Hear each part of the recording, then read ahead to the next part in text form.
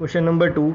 Classify the data in question 1 above as primary and secondary data.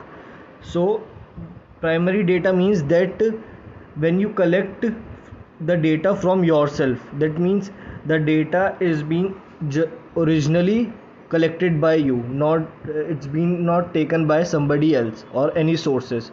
So that data is known as primary data. So like you can count the number of your student in your class, so that data, that is number 2, will be considered as primary data.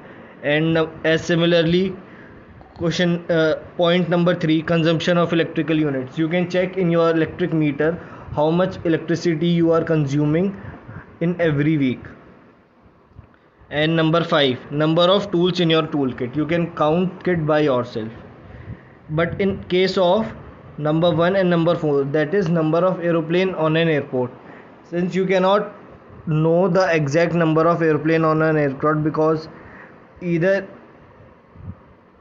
so in that case what will you do is you will ask some authorities to give you the data. So in that case, that is secondary data. And similarly, the number of train passing through your nearest station. So in this case it could be a primary data and secondary data.